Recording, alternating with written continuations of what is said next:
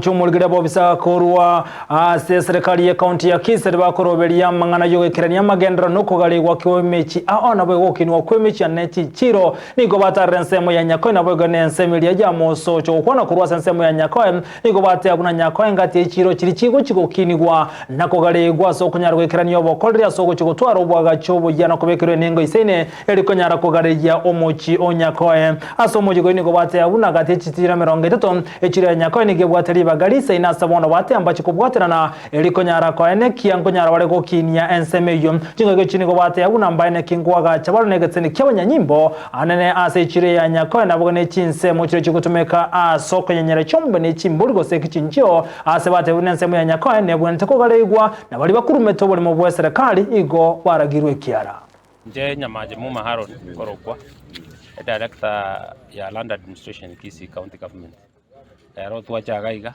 twarangiri stakeholders responsibility major issue ya toreta gaiga no kuligiriringa town chitu chonspi cha Gusii cha koleru replanning. We are looking kira qualification because you see Nyakoe is linking with the Nyanza is on the top of the highway, and then the facilities here, the town has expanded. It's near Kisii town, so it's an emerging town. Nyakoe, Suneka, Mosocho, and the rest.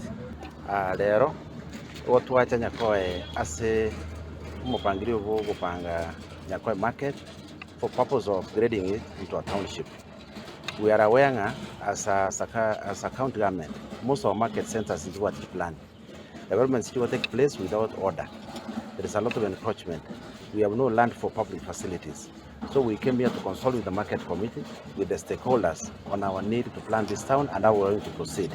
We have already agreed with the market committee and the leadership here on how we're going to proceed. Moving forward, we need to upgrade these existing market layouts so that we capture developments here openly, which are not on our plans.